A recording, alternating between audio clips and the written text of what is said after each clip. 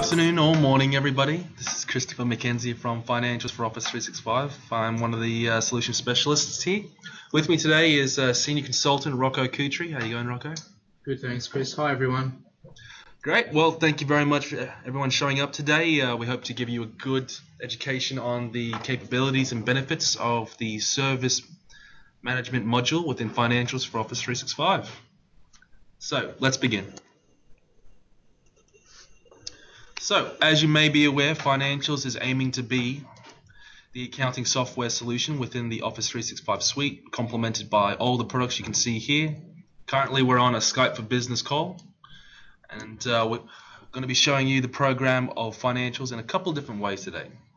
So, if you've been attending one of our webinars before, you've probably seen us use one of these different experiences. The web experience, where we're using it on an Internet Explorer, as well as the Office 365 experience, where we're using it through a SharePoint, or the tablet experience, where we're using it through an iPad or an Android device, basically made for touchscreen. But today we're going to be using the web experience to show you service management, but as well as that, we're going to be showing you the newest version, the phone experience.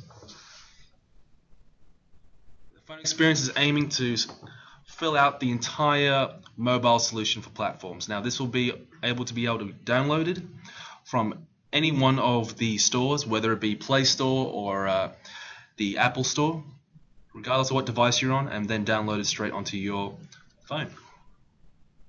So let's begin with the agenda today. Today we're going to start off with giving you an overview of the service offerings that you can determine that your business provides.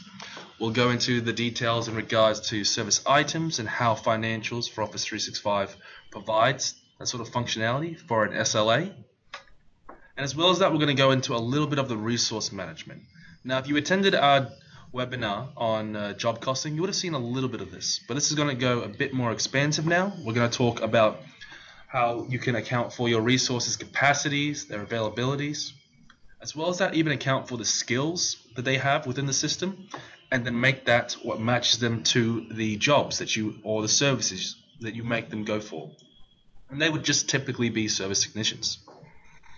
Also, we're going to approach the topic of preparing for service. Now, that would be the aspects of filling in details within the service order, as well as completing information within the service item worksheet for actuals and spare parts being consumed. We're going to have a look at that, as well as some of the benefits of some of the key components within that module. And then afterwards, we're going to talk about service contracts, being able to provide periodic service invoicing, where we can show you how you develop your contracts, you monitor and implement them, and then you can update them based on CPIs, etc., and then evaluate how that contract is performing. Then of course, we always like to leave 5 minutes for a Q&A between whether if you're a partner or potentially using Financials for Office 365 as a program for your business, where you can ask us questions on the topic that we have discussed. And if we're unable to give you an answer here and then, we'll be sure to email it to you straight after. No worries. So let's begin. So service management capabilities, what can you accomplish? Now, providing ongoing service to customers is an important part of any business, and it's one that can be a source of customer satisfaction, loyalty, and addition revenue. So, one aspect of this is that managing and tracking service is not always easy, and Financials for Office 365 is trying to provide a set of tools to help you with this. Now, these tools are designed to support field service operations, as well as repair shops, and even just accounting for simple service jobs that you might be doing within your business. Now, this can be used in business scenarios such as complex service distribution systems, industrial service environments with bills and materials, as well as high volume dispatching of service technicians with requirements for spare parts management. But today we're just going to have a look at all this within the system.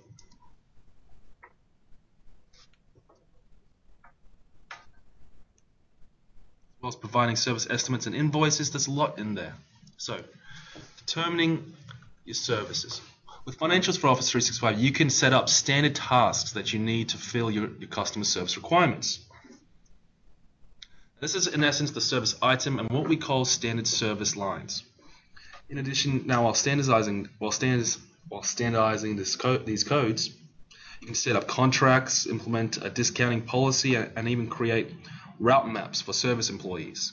And we'll be discussing today with how you can even do that with the phone experience. Essentially map it out that the person's technicians are using their GPS, and that can take you to the actual client's location, and even give you options of whether it's the default location or if it's a specific one for a specific contact or location of that customer. So let's have a look at the service item in all its glory. So a service item is a unique service that you'll be providing for a customer. So you're even able to account for it with serial numbers and apply it to items that have been sold to the customer in the past. Now, this is a lot of information in this card, I know, but one powerful piece of functionality and accounting that we have here is the warranty aspect. So being able to apply warranties in regards to the parts provided or used in that service, as well as the labor involved. Now you can implement starting dates and ending dates, but you can also apply percentages. So say I'm a service technician fixing a server for fixing a computer for a customer, and the spare parts that I use to fix that computer aren't under warranty, but my time is. So that would be 100% warranty for labor, but 0% warranty for parts. And of course, you can apply it with actual ending periods, which is always important. So, Rocco, what is the power that we might have from just having a warranty applied to specific services and having that sort of separation within parts and labor? Is this a typical practice in the service management industry? Yeah, absolutely. So it's really important that we can track on an individual service item whether a warranty is going to apply and what is the end date of that warranty. And that warranty would apply for either parts or labor. So it's good to understand that a service item is also a good way to think of it is like a warranty registration or a registration card, and it can be created automatically from your sales transactions, or it can be created manually or imported from another spreadsheet, for instance. And that's important because you may have a lot of service registrations or warranty cards that you have in another system that you want to start with in this system. Also, you can provide services for products that you haven't particularly sold. Your business doesn't sell them, maybe one of your competitors sold them, but you actually provide service. So there's lots of different scenarios there. The service item is really a record of a particular item sold to a particular customer at a particular location.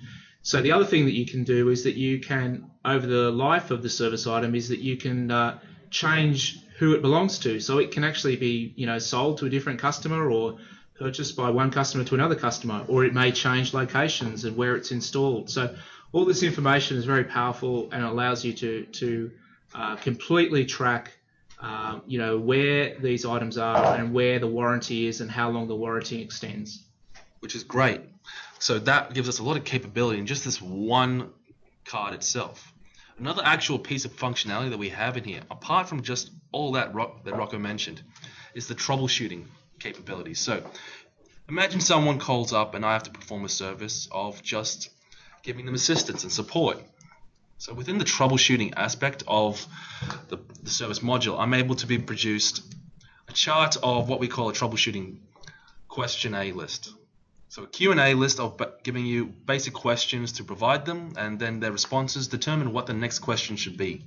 It's a powerful list of just, in essence, giving your customer support, but not having to have such detail applied to it. Now this can be stored in the system specific to customers, groups applied, service groups, as well as customer groups, service price groups, even service item groups. So there's a lot of different ways we can apply this to the customers within our database.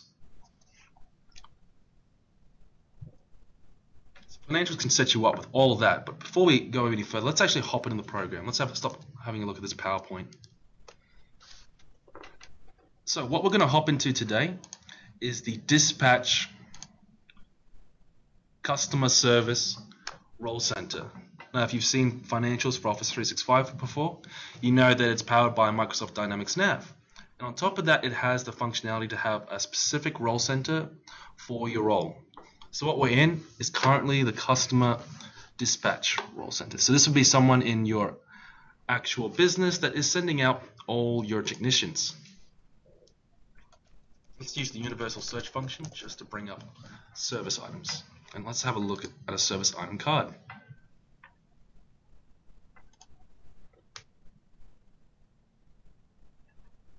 So here's all that functionality we were just discussing. The warranties, the actual troubleshooting as well. On top of that, we can even apply what is required for this service to be carried out, such as the skills required from the resources that are sent to this service, as well as the components. So this service itself can have a bill of materials or a set stage of required spare parts and other miniature services that need to be applied for this service to be completed.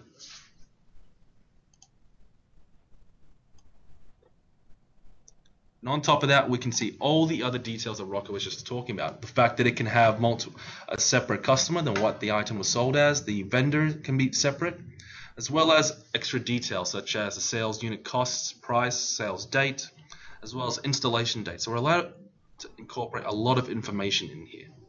And on top of that, we're even able to cover information such as internal comments about the system.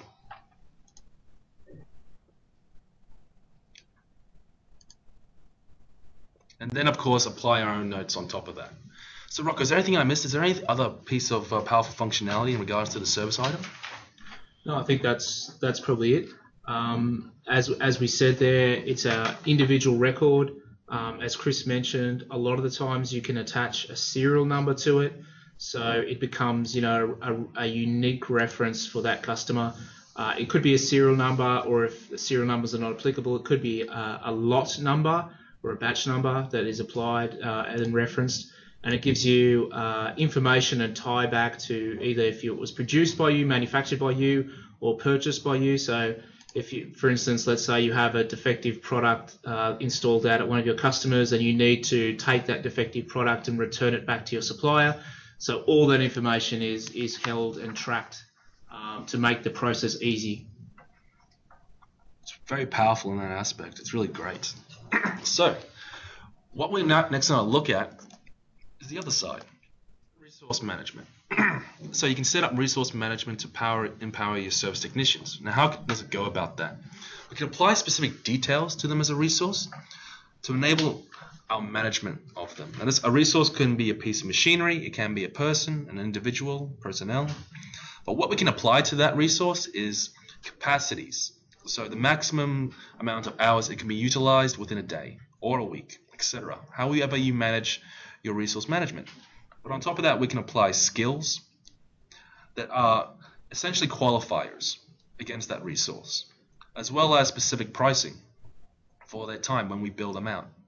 Now in the job costing Lunch and Learn webinar, which you can still watch, we included the aspect of timesheets and how it works back and forth from that. We're not going to focus too much on timesheets today because we've already covered it in the past, but we're going to have a look at the resource planning in regards to service management today.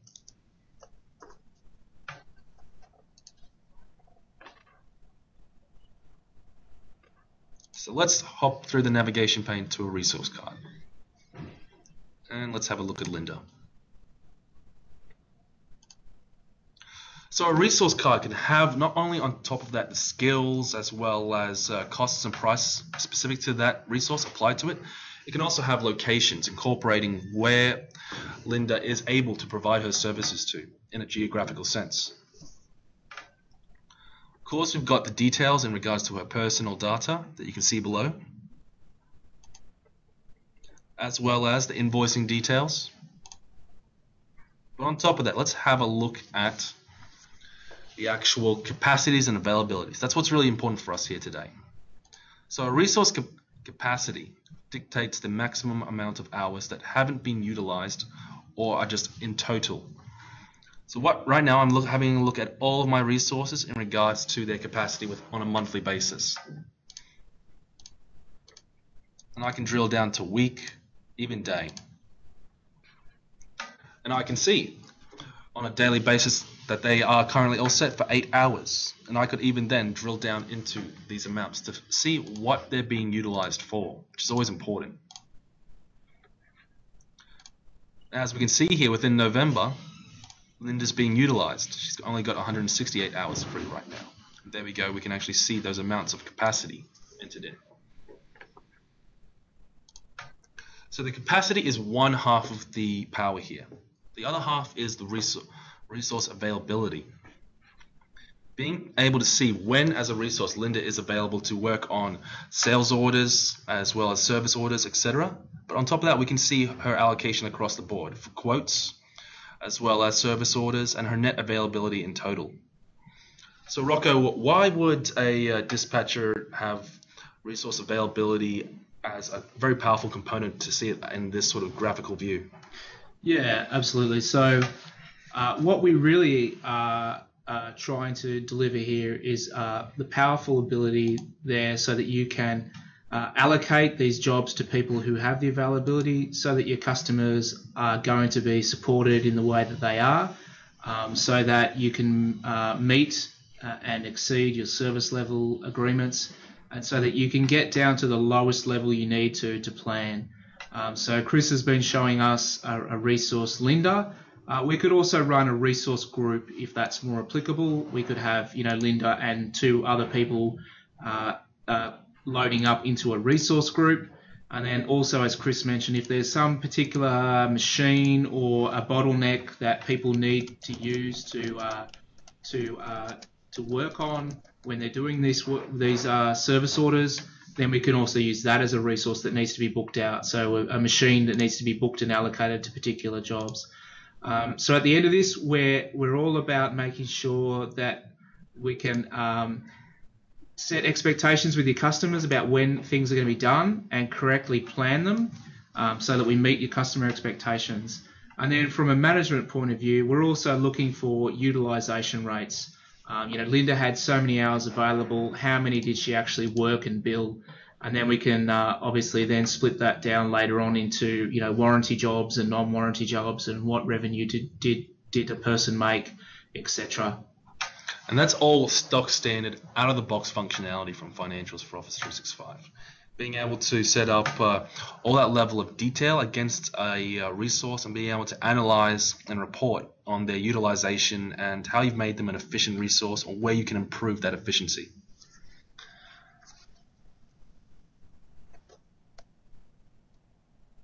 So that's the resource as a concept and as an item within the actual program. But what about how we actually dispatch this resource? We wouldn't be able to hop in through a service and then just go one by one by one. We can do that, but it's not efficient. So what we got in place for that was what we call the resource dispatch board. Now, the resource dispatch board has the functionality and the capability to slice and dice your service commitments in regards to service orders, service contracts, and allocate resources according to their availability, their skills. But you can also assess what the stages are, what the statuses are of those actual services that those resources are being allocated for. So let's have a look at the resource dispatch board. Now the resource, why am I having such difficulty saying that? The resource dispatch board is located within the role center, just within the ribbon here. And what we can see now is the specific detail applied to all our current services that have allocations or do not have allocations within our system. You're able to filter it down into specifically to the resources applied to it, a resource group, the response dates, the allocation dates that you might want to apply. But also you can look at the priorities of these invoices and these services, as well as their statuses, and even the customers that these services have been applied for. With that, we can also see the service zones, and we could filter down to any one of these aspects, giving us ability of slicing and dicing through your workload so you can allocate resources to the services you need to. And then, of course, we could actually drill down into the document itself, but we don't even have to go that far. We could just do resource allocations, as you can see here. I currently have it that on my fourth service order here, I don't have any actual activation. There's a service item, but there's no resource applied to it. So let's just quickly do that. first, let's see who's available.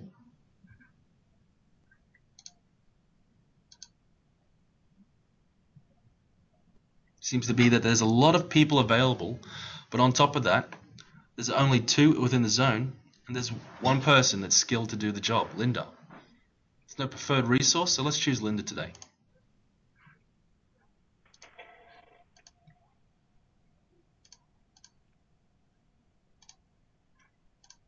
Now this is me manually deciding to put in the hours. But what I can do is within the resource availability matrix here,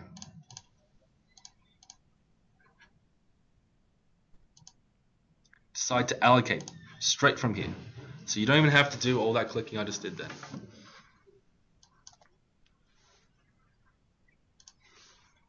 Just type in T for today.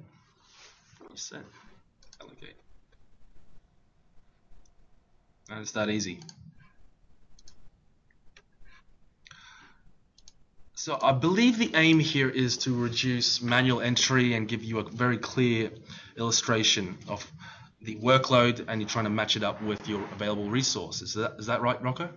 Yeah, absolutely. So here's an overview of every service order that's going on in your business. The ability, again, as we keep mentioning, to monitor your service level agreements and where they are, to look at priorities, to see the burning issues, to triage these particular service orders. If you're working in geographical zones, then your customer is matched up in a geographical zone, and you can assign technicians based on that. If everything's internal, and you can use those sort of internal codes as well.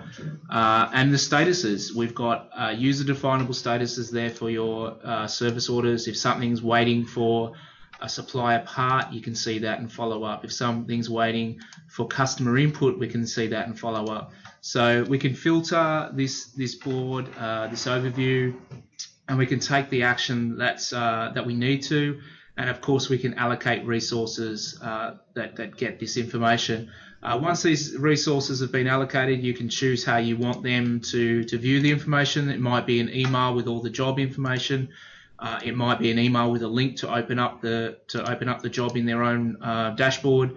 It might just be a new job being allocated to them in their dashboard, or it might be a job just popping up on their phone, as we'll see later. Yeah. So there's lots of different ways of doing it, but basically this is the overview and allows you to carefully manage, monitor everything that's going on, and to make sure that you're meeting your customer expectations and efficiently managing your service tasks. Which is very important for the service management modules within the system here.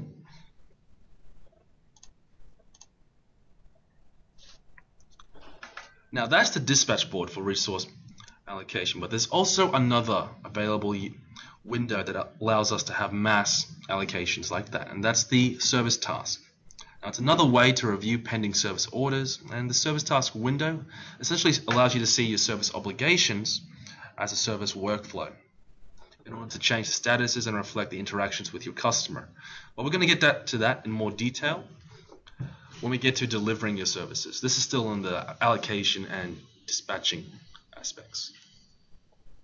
So, preparing for a service. Now, financials, as we've mentioned a couple times now, can provide both preventative and reactive service management, as well as being able to have standardized skills and tasks within the system so that you can look at a service order and see the capabilities at your disposal. So, let's have a look at the service order now, the equivalent of a sales order for our service module, but see all the differences and all the capabilities within that document.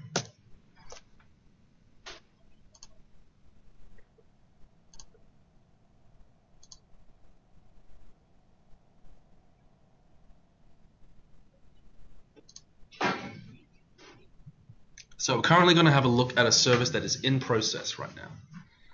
Now, within the service order, we're able to see, of course, the customer details as well as the invoicing details, which is always important.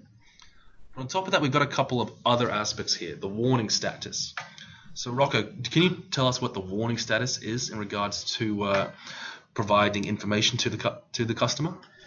Yeah, so the warning statuses allow us to set up specific notifications that could either be internal or external type of warnings, and they're driven again by things such as your internal or your published SLAs or service level agreements, and when we need to notify people either internal to your organisation or external outside of your organisation. Which is great. And the way that we can even improve that even further is have it that with the job queue capabilities within the system, either as a service order is released or it is posted, and then it would add to the email job queue. And you'd be able to send it out straight to the customer. But one other very powerful concept that we have in here that you might have just seen then is the status. So before we talked about having a service order status. But on top of that, we have an actual status for each line within the actual service order. So we call these repair status codes.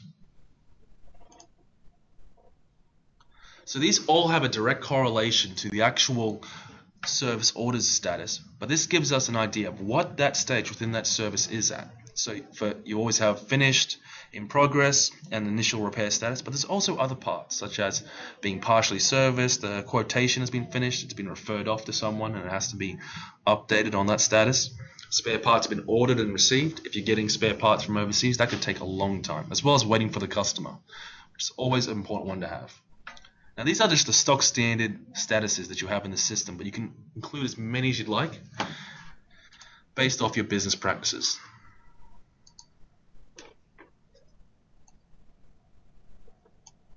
Another key important part here in regards to the SLA that you provide your customer is the response times. So each specific service can actually have a response time applied to it to determine whether or not we can get there appropriately or the time that is required for our resources to perform the service. So it could be a day, it could be an hour, it's completely up to your business practices. Now, lastly, a very powerful aspect within the service order that you can see here is what we call faults and resolutions. So fault codes are a way of accounting for the service that's been provided. It could be that I'm trying to provide a service for an item, such as a computer or server, and I have to go through a fault code and be able to assess what's gone wrong in this with this computer. The idea is that I can check if there's any function, if there is anything wrong hardware or software. We can go through all those different aspects, but the purpose of this is analysis. So within the service here, we could just simply select the fault area codes that we could be utilizing. Now these are all stock standard, but you can include your own, of course. The symptom that we found from this, so we found a general fault, and we saw that there was no function, and the fault that we concluded was that the system was simply not operating. And then finally the resolution to go for a replacement. So to some people this might just look like 4 fields with different options here, but what's the power of having fault codes and symptom and resolution codes within your system? Yeah, it's all about analysis, and it's all about getting powerful information for either your management team to assess or to spark internal conversations about if this is a product that was produced internally, where things are breaking down in the service area, or if this is a product that was sourced from a supplier, for instance, then having those conversations with the supplier. You can be giving your supplier hard data about, we sold this many of this particular product and we had, 5%, 10% of them come back with these particular issues. Here they all are. Here are the serial numbers. Here are what's gone wrong, and this is how we had to fix them. Or of course, as I said, if it's an internally produced product, then the same sort of information to be discussed internally. So hard data and analysis, quantities, numbers, and as we'll see a little bit later, the cost. So the cost of fixing these issues will be tracked very accurately, and that will be added to these types of classifications. So the cost that it could be to actually fix that fault, and that then resulting with the actual invoice provided to the customer. That's a very powerful aspect within those codes. Here we can also see the response times and dates and lines within this table, but on top of that, we even have the functionality to account for loaners. So we can actually hand out replacements to be lent to the customer while we do the repairs at our own location. Incorporate that. But then you might be asking yourself, how can you account for the expenses? Well, a service order like this can account for inventory and spare parts incorporated within the service, as well as the resources utilization, so how many hours we billed the customer for our labor time, as well as general expenses, so that can be included as well. Now, a great place to view all this sort of information is, just as it ever is the statistics page. So right now I'm looking at the general profits and costs and adjusted costs for this service. But then I can drill down to the details, so what we're invoicing them for, what we're consuming ourselves, and what the costs are internally for this service as a comparison.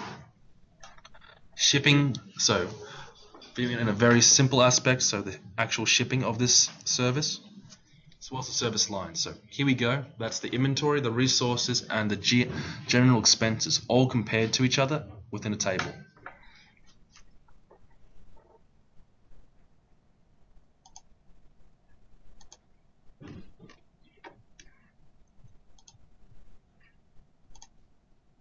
So that's a service order within the web client. But you might be asking yourself now, well, how would this look to my technician? He needs to be out on the road, and he needs to be able to use the program to be able to assess this. Right now, this might be a manual approach where you have to do that with spreadsheets and then report to it later, call up someone in your business, have them enter all that information in. So what we're looking to do is remove that, and that is with the phone experience. So here, since I'm on a surface, I'll try and use a bit of finger tapping. We've got ourselves the activities that we wanted. So the service orders that are in progress, finished, inactive. I've still got the customer's details that I want readily available to myself, as well as the items that I possibly could be servicing on a regular basis. And on top of that, I can still have the same capability as before. So I can still do item tracking, I can still do navigation, creating orders, as well as still have all the possibility that we have within all those actual pages, the service orders, the navigation. This is all within the phone experience. What we try and do here is give you a mobile solution, but not sacrifice any functionality. So let's hop into that same service order. See how it is presented within the phone experience. So all the same information very well. But on top of that, let's have a look at some of the information we didn't see before.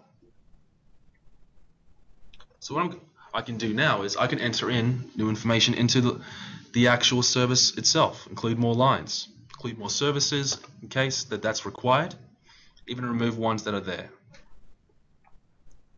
On top of that, I can even look at the information that is relevant to me. So within there, I can still look at the service item worksheet, which we're going to hop into now. The fault and resolution codes relationships, as well as the costing involved. Even apply internal comments. So these lines can have comments in regards to what's occurred. It could be a comment for the fault, the resolution, or just an internal comment. And of course, then we can do other aspects, such as the adjusting of the actual service price, just grabbing simple codes and throwing them into here. But let's have a look at the service item worksheet. So this is where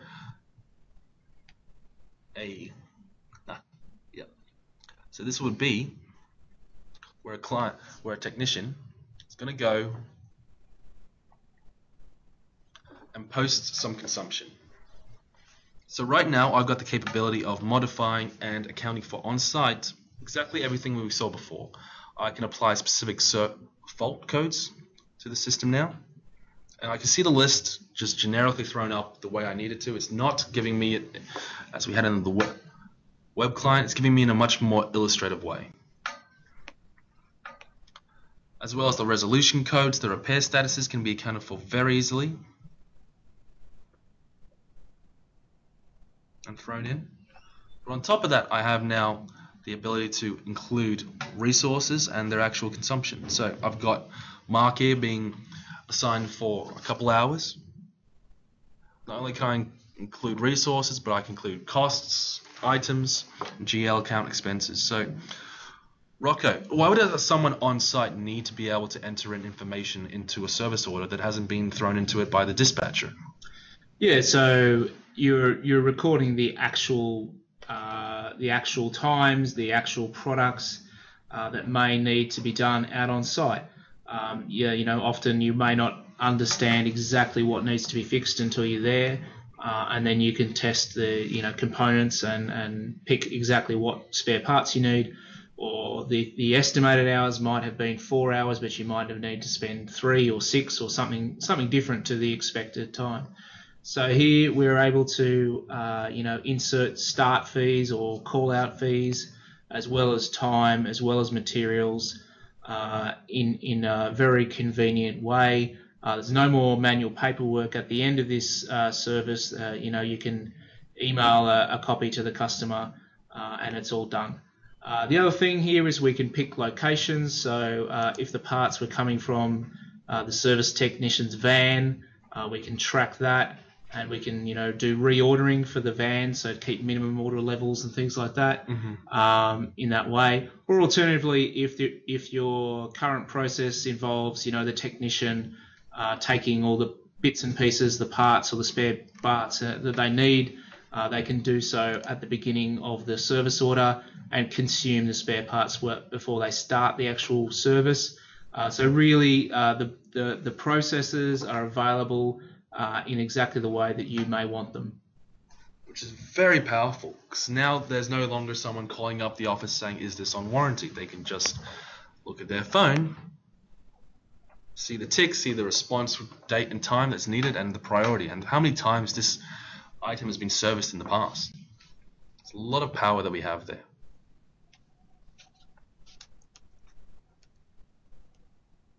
So that was your first look at the phone experience. I hope you all enjoyed it. So what did we get from a service order?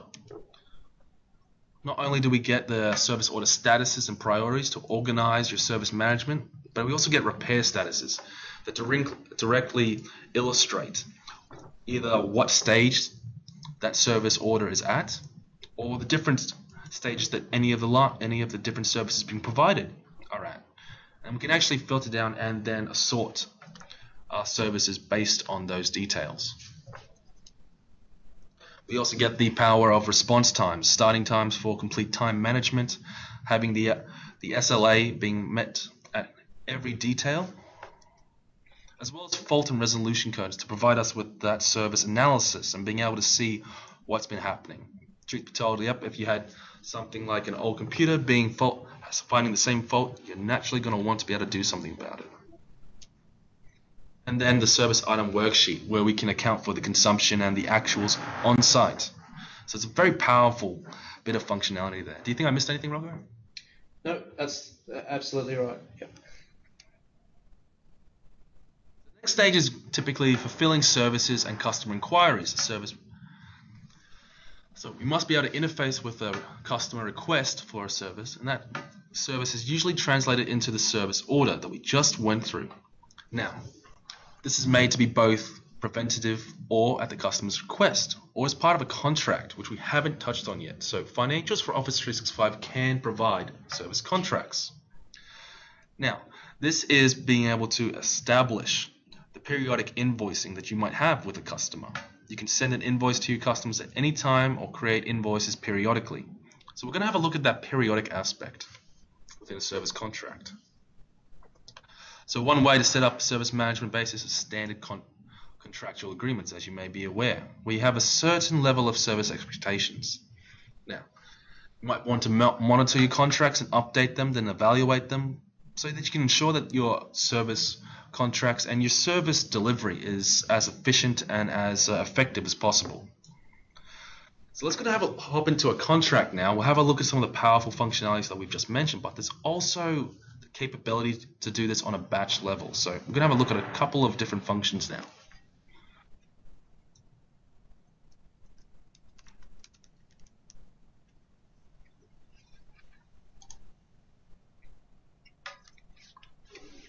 Okay, so now we're in the service contract list. Now we can see some of the functions that we straight away talked about, having to be able to have quotes. You might have seen that as we were flicking through there for these contracts.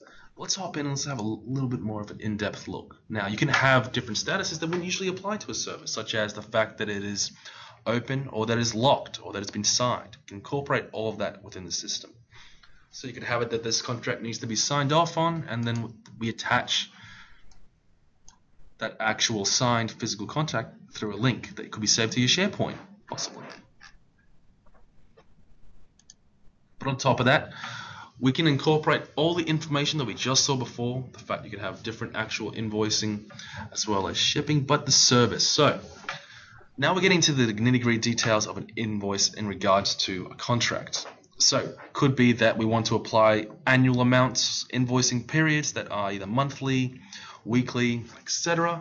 And then we can actually from here account for all the invoices that are attached to this contract.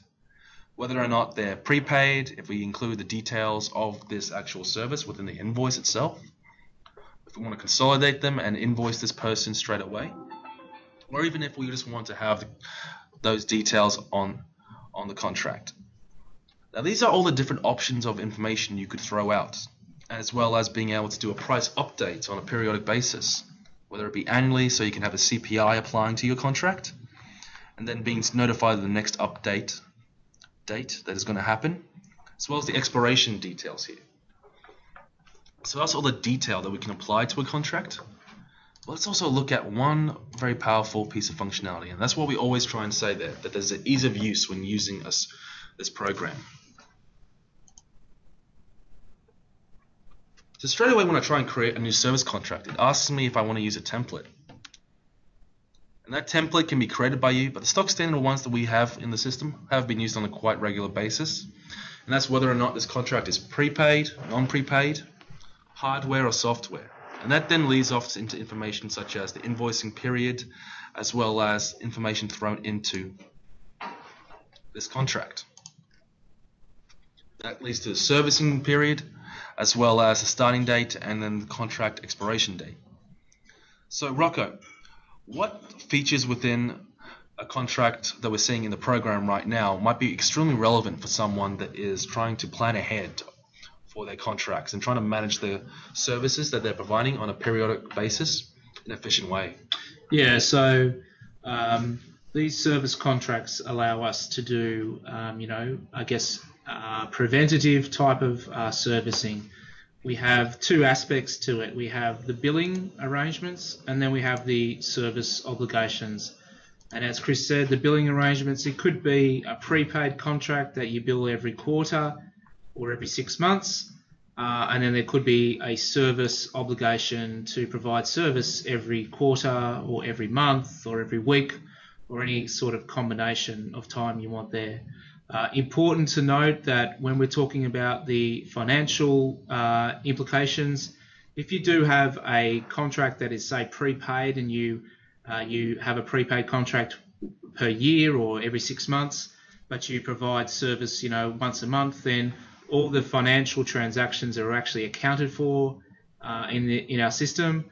So we'll accrue things in your balance sheet and recognize the revenue over time. Now, when we're talking about the service obligations, we specify, the amount of visits or the amount of service that we need to do, and we're going to proactively create those service orders according to the contract.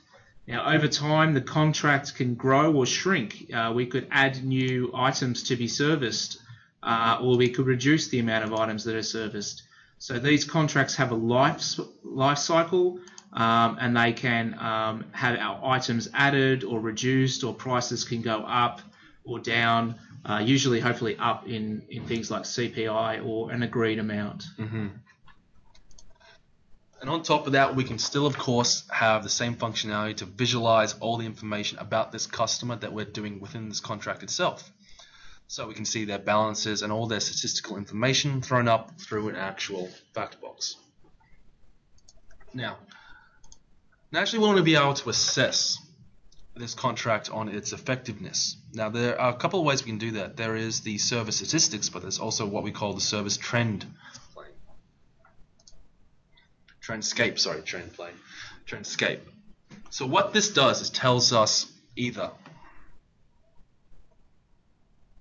the resource, item, costs, and service contracts all separated in regards to invoiced amounts, the discounts we've applied for this customer in regards to this service, as well as all the profits and all those details, and all those consolidated amounts. But a trendscape illustrates that information on a day-to-day basis, monthly basis, just by periods in regards to this contract. So we can visualize within a month what was the prepaid income from this contract in that month, as well as the posted costs, discounts, and profits. So there's a lot of capability here to be able to assess a service contract, and then being able to indeed actually report and analyze that information. Now, as you may see here, we've got a contract that could be sent out and have quite a few invoices applied to it. To do the batching here, all we have to do is use the universal search function.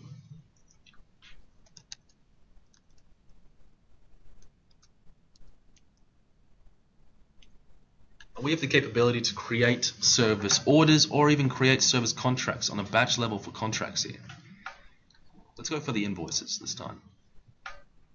So what we can do is we can set the posting date that's going to be applied to these contract invoices, as well as from today when we want to invoice to.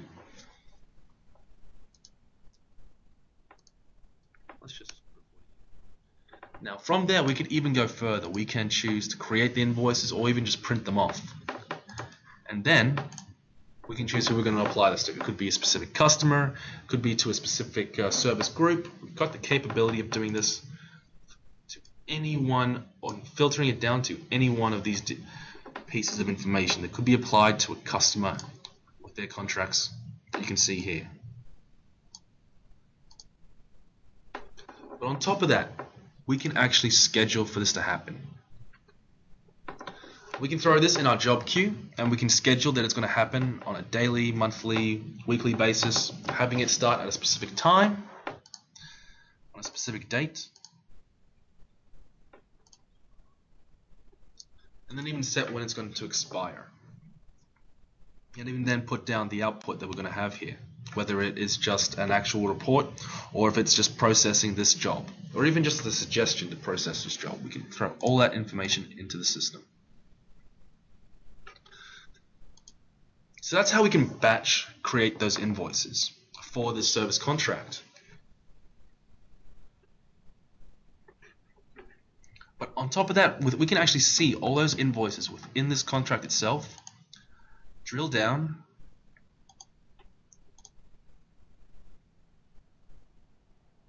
and see those invoices themselves. So we always try and include that the navigation within our service module, while it might be a lot of information, it's quite easy to navigate through. So that's kind of the way that we handle that powerful functionality.